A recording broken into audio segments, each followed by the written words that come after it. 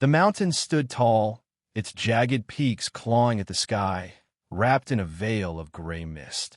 Locals swore the fog never left, even in summer, as if the mountain itself needed to hide something. Hikers came for the views. Few stayed long. Fewer returned twice. They said the silence up there wasn't natural. It wasn't the kind of quiet where birds took a rest. It was heavy, pressing, like the forest was holding its breath, waiting for something to happen. On the lower trails, pine needles carpeted the ground, soft and damp beneath every step. The trees grew so close together they seemed to lean in, whispering secrets to one another.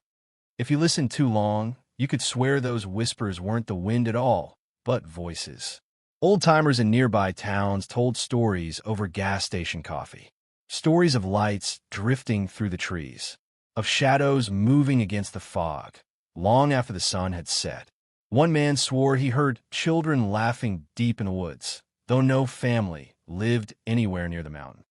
Still, the mountain called to curious souls. Some said it was the view from the summit. Others claimed it was something deeper, a pull they couldn't explain. Those who felt it usually went alone, and their names ended up carved into missing posters. One autumn evening, a group of friends decided to test the legend for themselves. They weren't locals, just travelers passing through. They laughed off the warnings, brushing them aside as old superstition. But as they hiked higher, the laughter faded. The air grew colder. Their footsteps echoed strangely, as if the trees themselves were mimicking the sound. And then they heard it, a voice, soft, low, carried on the wind. At first, they thought it was another hiker ahead of them, but the trail was empty. The sound came again, clearer this time, a whisper threading between the trees. They froze, straining to listen. The words were impossible to make out, but one thing was certain, it wasn't any of their voices. The fog thickened, swallowing the trail behind them. Ahead, the mountain loomed, its summit hidden in cloud. The whispers grew louder, circling them. And then, something moved in the tree-line. The group stood frozen, their breaths sharp in the cold mist. Branches creaked overhead, though the air was still. Whatever moved in the tree-line wasn't showing itself. Not yet. One of them, a tall boy named Daniel, laughed nervously. Probably a deer, he whispered, though his voice carried no confidence. They pressed on, footsteps crunching softly on pine needles. But soon they noticed something strange. The trail had split. Only it wasn't supposed to. The map they carried showed a single winding path toward the summit. Yet before them, a narrow track curved off to the right, swallowed by undergrowth. It was faint like something not often traveled, but it was there. Old logging road, one of them guessed. But the path didn't look man-made. The ground dipped unnaturally, as if carved by something long forgotten. And though the main trail stretched wide and clear, every one of them felt an invisible pull toward the hidden way. They argued quietly, nervous laughter masking real fear. In the end, curiosity won. It always does. As they stepped onto the strange path, the forest seemed to change. The air was heavier, damp and thick with the scent of rot. No birds sang here. No insects buzzed. Even the crunch of their boots seemed muffled, swallowed by the earth. The deeper they went, the stranger it felt. Shapes shifted in the fog, moving just outside their sight. Sometimes it looked like a figure standing among the trees, tall and still, watching. Other times like something crawling low to the ground. Daniel stopped suddenly. He raised his hand for silence. "Do you hear that?" he whispered. At first, the others heard nothing. Then it came, a faint sound carried through the mist. Slow, deliberate. Footsteps. Not theirs. The group spun, scanning the trees. But the fog was too thick. Shadows flickered, here and gone. The footsteps grew closer, matching their pace. Every time they stopped, the sound stopped too. A chill slid through them. Someone or something was following. The path ahead narrowed into a dark tunnel of trees. They had no choice but to continue forward. Each step carried them deeper into the unknown, where maps offered no guidance. Behind them, the unseen footsteps grew heavier, closer, and then, In the silence, a voice whispered again. This time they all heard the word. Stay. The word echoed through the trees, soft yet commanding. Stay. Their breaths quickened. No one spoke. No one dared. They only walked faster, boots thudding on the damp ground.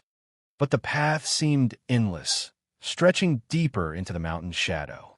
Then they found it. An opening in the woods revealed the ruins of a stone foundation. Crumbled walls. A chimney leaning at an impossible angle. Moss and ivy clung to the stones, as if the forest wanted to bury it completely. They stepped closer.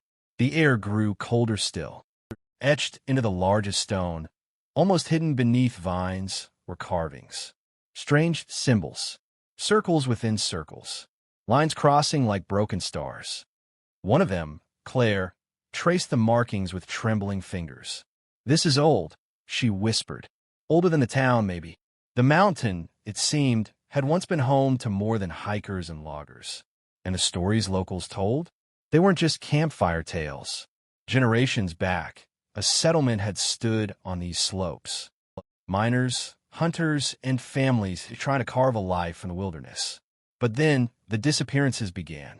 Entire households gone overnight. Camps left abandoned, meals still on the table.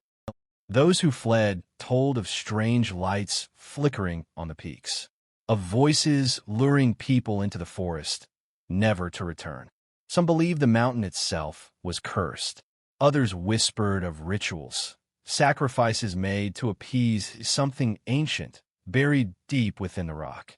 The group listened in silence, as though the very air carried the memory of those old stories. And then came the sound, a hollow thud, like a hand striking wood.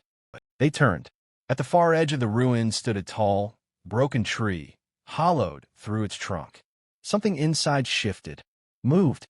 A face appeared, not human, not fully, its features blurred, as though the fog itself had taken form. Hollow eyes fixed on them, unblinking. The figure swayed, its head tilting slowly. Claire gasped.